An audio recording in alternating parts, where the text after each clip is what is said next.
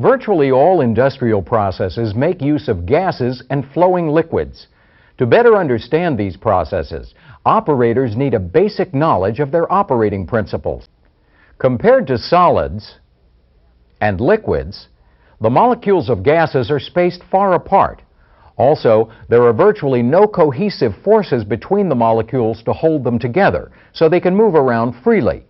As a result, gases do not have a definite shape or volume. To keep their free-moving molecules from escaping, gases are normally stored in sealed containers. The temperature and pressure of a contained gas are directly related to the molecular motion in the gas. In general, temperature is the relative hotness or coldness of a substance. But at the molecular level, temperature is a measure of the molecular kinetic energy of a substance. Kinetic energy is the energy of motion, so temperature is related to molecular motion. Now, pressure is the amount of force exerted over a given area. Let's consider a particular area of this container. The pressure exerted by a gas results from collisions between the molecules of the gas and the walls of the container. If the number of collisions increases, the pressure also increases. This can be accomplished by compressing the gas or by increasing its temperature. For example, if the temperature of the gas increases, the kinetic energy of the gas molecules also increases. In other words, the molecules are moving around faster. This also affects pressure. For a given area of the container, there are more collisions between the gas molecules and the container walls, so the pressure also increases. In a contained gas, the properties of temperature, pressure, and volume are related.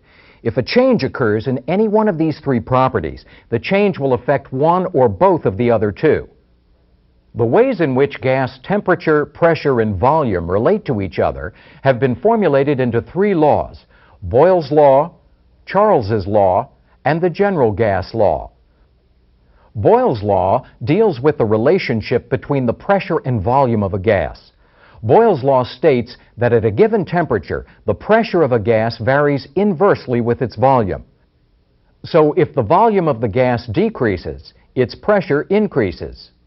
If volume increases, pressure decreases. We'll use this gas-filled container to illustrate Boyles Law. We'll assume that the temperature of the gas doesn't change. The pressure in the container is related to the number of collisions between the gas molecules and the walls of the container. As the molecules collide with the walls, a force is applied over the surface area. With less volume, the gas molecules are squeezed into a smaller space, so there's less space between the molecules. As a result, there are more collisions between the molecules in the container. With more collisions in a given area, there's an increase in gas pressure. While Boyles' law deals with pressure and volume, Charles's law deals with temperature and volume. According to Charles's law, at a given pressure, the volume of a gas varies directly with its temperature. That is, as temperature increases, volume increases. As temperature decreases, volume decreases. When the gas in the balloon is cooled, the volume of the gas decreases. As the volume decreases, the balloon shrinks. If the temperature of the gas in the balloon is increased, the volume of the gas also increases, so the balloon expands. We've seen how the pressure and volume of a gas react at a given temperature, and we've seen how the temperature and volume of a gas react at a given pressure. Now let's see how a gas reacts when all three properties are allowed to vary. We'll use this piston and gas-filled cylinder to illustrate the relationship. If a gas is confined in a given volume, and then the volume is decreased, there are more collisions between the gas molecules and the cylinder and piston.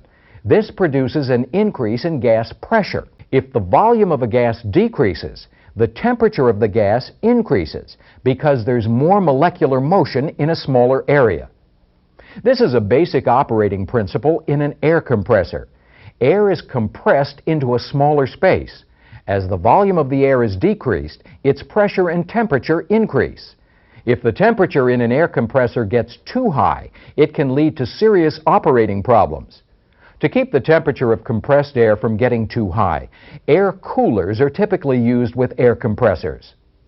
One way to express the relationship between gas temperature, pressure, and volume is in a formula known as the general gas law, or ideal gas law. According to this formula, pressure times volume divided by temperature equals a constant value. This formula requires absolute units for pressure and temperature. Whenever there is a change in one of the three variables, pressure, volume, or temperature, the remaining two variables will change so that the value of the constant doesn't change. In this topic, we looked at some of the important properties of gases. We saw how changes in one gas property can affect others, and we looked at various gas laws. Take a minute now to do a couple of practice questions. If the temperature of the gas increases, the kinetic energy of the gas molecules also increases. In other words, the molecules are moving around faster. This also affects pressure. For a given area of the container, there are more collisions between the gas molecules and the container walls, so the pressure also increases. If the volume of a gas decreases, the temperature of the gas increases because there's more molecular motion in a smaller area. Many plant pressure measurements are based on atmospheric pressure, so operators need to be familiar with the basic principles behind atmospheric pressure. The atmosphere, or air, is a mixture of gases that surrounds the Earth to a depth of several miles. The air has weight because gravity pulls the air toward the Earth. The weight of the air exerts a pressure on the Earth's surface. This is what we call atmospheric pressure. Atmospheric pressure is related to height or depth. That is, the pressure of the atmosphere varies with the height of the air above the Earth's surface. For instance, atmospheric pressure at sea level is greater than atmospheric pressure at higher altitudes. At sea level, standard atmospheric pressure is 14.7 pounds per square inch, or psi. At higher altitudes, there is less air pushing down, so the weight of the air is less, and the pressure of the air is less. We can show how atmospheric pressure is measured with an illustration. This is a barometer that has a sealed tube filled with mercury and a bowl. When the bottom of the tube is unsealed, mercury flows from the tube into the bowl. The weight of the column of mercury exerts pressure, and the atmosphere also exerts pressure. Flow stops when the pressure exerted by the weight of the mercury in the tube equals the opposing pressure exerted by the atmosphere on the mercury in the bowl. In other words, the mercury will flow until the pressure exerted by the mercury column is equal to atmospheric pressure. You can determine how much pressure the atmosphere is exerting by measuring the height of the mercury column. At sea level, atmospheric pressure can support the weight of a column of mercury that's about 30 inches high. So atmospheric pressure is equivalent to the pressure exerted by a column of mercury 30 inches high. The height of a column of liquid that atmospheric pressure can support depends on the type and density of the liquid. For example, water is much less dense than mercury. Atmospheric pressure can support a column of water that's about 34 feet high. Atmospheric pressure is commonly expressed in terms of inches of mercury or pounds per square inch. Specifically, standard atmospheric pressure equals 30 inches of mercury or 14.7 psi. A commonly used pressure measuring device is a manometer. Manometers use columns of liquid to measure pressure. This example is a U-tube manometer that's designed to measure pressure inside a container. The manometer is partially filled with liquid and connected to a container that's open to the atmosphere. The atmospheric pressure on each column of liquid is the same. As a result, the liquid level in each column is also the same. Now we'll seal the container and add a compressor to pump air inside it. As the air is pumped in, the pressure in the container increases. The pressure on the liquid in this side of the manometer also increases. This causes a difference in the levels of the manometer's two columns. The difference in the levels indicates the amount of pressure in the container above atmospheric pressure. If air is pumped out of the container, a vacuum is created. That is, the pressure in the container is less than atmospheric. Atmospheric pressure pushes on the liquid in this column, and once again, there's a difference in levels. This difference in levels indicates the amount of pressure in the container below atmospheric pressure. That is, it indicates the amount of vacuum in the container. You can't fully understand how pressure is measured unless you're familiar with pressure scales. Three commonly used pressure measuring scales are the absolute scale, the gauge scale, and the vacuum scale. The absolute scale begins at theoretical zero pressure. Theoretical zero is a condition of no pressure and a total absence of matter. On the absolute scale, standard atmospheric pressure is 14.7 pounds per square inch absolute, or PSIA. The faceplates of pressure gauges that use the absolute scale are usually labeled PSIA. Another type of pressure scale is the gauge pressure scale. The gauge scale starts at atmospheric pressure, not at theoretical zero pressure.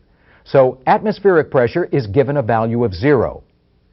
On an instrument that uses the gauge scale, pressure is indicated in pounds per square inch gauge, or PSIG. But sometimes gauge scale values are expressed simply as PSI. It's fairly easy to convert pressure measurements back and forth between the absolute scale and the gauge scale because the basic unit of measurement for each scale is pounds per square inch. We know that 14.7 PSIA equals 0 PSIG. We can use this information in a conversion formula. Absolute pressure equals gauge pressure plus atmospheric pressure. Since absolute pressure equals gauge pressure plus atmospheric pressure, you have to add 20 PSIG to atmospheric pressure, 14.7 PSIA. So the answer is 34.7 PSIA. 20 pounds per square inch gauge equals 34.7 pounds per square inch absolute. To convert from absolute pressure to gauge pressure, you can apply this formula. Pounds per square inch gauge equals pounds per square inch absolute minus atmospheric pressure. The third pressure scale is the vacuum scale. Vacuum is pressure below atmospheric. Like the gauge scale, the vacuum scale uses atmospheric pressure as its starting point. But the vacuum scale moves toward theoretical zero pressure. The closer it gets to theoretical zero, the greater its value. On vacuum gauges, vacuum is often indicated in inches of mercury. This refers to the level of mercury in a vertical column measured from a level representing atmospheric pressure. In other words, if the level of mercury is 8 inches below the level representing atmospheric pressure, then the amount of vacuum is 8 inches of mercury, sometimes abbreviated inches Hg. If theoretical zero pressure, or a condition of perfect vacuum, could be reached, it would have a value of about 30 inches of mercury vacuum. In this topic, we focused on the measurement of pressure. We saw how atmospheric pressure can be measured, and we learned how manometers indicate pressure. We also looked at commonly used pressure scales. Take a minute now to try a few practice questions on this material. Atmospheric pressure is related to height or depth. That is, the pressure of the atmosphere varies with the height of the air above the Earth's surface. For instance, atmospheric pressure at sea level is greater than atmospheric pressure at higher altitudes. If air is pumped out of the container, a vacuum is created. That is, the pressure in the container is less than atmospheric. Atmospheric pressure pushes on the liquid in this column, and once again, there's a difference in levels. To convert from absolute pressure to gauge pressure, you can apply this formula. Pounds per square inch gauge equals pounds per square inch absolute minus atmospheric pressure. This topic explores some of the principles related to flowing liquids. We'll look at flow and flow rate, and we'll see some of the effects of flowing liquids. To view the entire topic at this time, select the View Entire Topic box. To view only a portion of the topic, select the box of your choice. Virtually every system in a process plant contains flowing liquids of one kind or another. Flow occurs when liquid moves. The amount of liquid that is moving and the time it takes to move from one place to another can be measured. These measurements give us a liquid's flow rate. Flow rate can be defined as the amount of liquid flowing past a given point per unit time. To determine flow rate, we'll assume that steady state conditions are in effect. This means that conditions at any given point in a system remain constant with time. In other words, we have to assume that such factors as pressure, temperature, and flow do not change from one second to another. With this in mind, let's take a look at one way to determine the flow rate through a pipe. This illustration represents a section of pipe and a volume of liquid. This dashed line represents a given point in the pipe, as well as the cross-sectional area of the pipe. As you'll see, this area is necessary for our flow rate calculations. When the liquid passes a given point in the pipe, it travels a certain distance in a certain period of time. That is, it has a certain velocity. The flow rate is calculated by multiplying the cross-sectional area of the pipe by the liquid's velocity. In this case, the cross-sectional area is 0.35 square feet, and the velocity is 10 feet per second. So the flow rate is 3.5 cubic feet per second. We used a simple example to introduce the basics of flow rate measurement. In the plant, you'll often find that flow rate is measured in different units, such as gallons per minute or pounds per hour. To understand the effects of flowing liquids, you need to know about a property called head pressure, or simply head. One example of head is the pressure exerted by a column of liquid as a result of its height or level.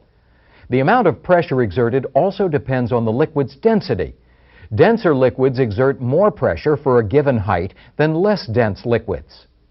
Another way to explain head is by looking at the relationship between two different pressure measurements: pressure in pounds per square inch and pressure in feet of water. Let's take a look at an example. Atmospheric pressure is 14.7 psi. Atmospheric pressure can support a column of water about 34 feet high. In other words, atmospheric pressure in feet of water is about 34 feet. If we compare atmospheric pressure in psi to atmospheric pressure in feet of water, we find that each foot of water equals 0.433 psi. In other words, a column of water 1 foot high produces a pressure of 0.433 psi. If a pressure gauge were placed at the bottom of this column of water, it would read 0.433 psi. Head is normally expressed in units of feet of liquid, so for water, 1 foot of head is equal to 0.433 psi. Now we're going to turn our attention to some of the effects that flowing liquids can have on head. To help demonstrate these effects, we have a tank of water connected to a simple piping system. This system has 3 standpipes. At the moment, the water's not flowing, so conditions in the system are said to be static. Under static conditions, the levels in the standpipes are the same as the level in the tank. However, when the water is flowing, conditions in the system change. When the water starts flowing, the levels in the standpipes drop. Now they're lower than the level in the tank. So when there's flow, the levels are lower than they were under static conditions. Also notice that the levels in the standpipes are different. To understand why these changes occur, we need to look at 3 properties of liquids: static head, velocity head, and friction head. Static head is related to the level of liquid. Velocity head is the change in static head due to velocity. And friction head is the change in static head due to friction.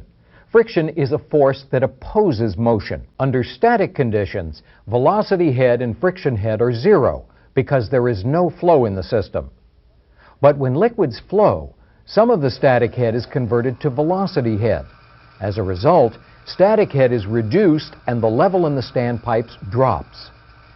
As velocity increases, static head decreases and the level in the standpipes decreases. As velocity decreases, static head increases and the level in the standpipes increases. To better illustrate the ideas, we'll exaggerate the level changes in the standpipes. Even when there's flow in the system, the liquid in the standpipes still exerts static head. The level in each standpipe is the static head for that pipe. But the difference in the levels is due to the change in static head caused by velocity and friction. The difference in level between the tank and the first standpipe is a result of the velocity of the liquid and the friction between the tank and the first standpipe. Assuming steady-state conditions, the velocity is the same through the horizontal pipe. Therefore, the different levels in the standpipes are a result of the friction in the piping between the standpipes. The decreases in levels represent the decreases in static head caused by friction. The effects of friction increase as the liquid flows through more pipe. Friction in a flowing liquid can come from a variety of factors, including the liquid's viscosity or resistance to flow. Friction can also come from the adhesive forces between the liquid's molecules and the walls of the pipe, and from the turbulence of the flow. In this topic, we examined some of the important properties related to flowing liquids. We looked at the principles behind flow and flow rate, and we saw some of the effects of flowing liquids. Take some time now to answer a couple of practice questions. The flow rate is calculated by multiplying the cross-sectional area of the pipe by the liquid's velocity. Assuming steady-state conditions, the velocity is the same through the horizontal pipe. Therefore, the different levels in the standpipes are a result of the friction in the piping between the standpipes. The decreases in levels represent the decreases in static head caused by friction. The effects of friction increase as the liquid flows through more pipe.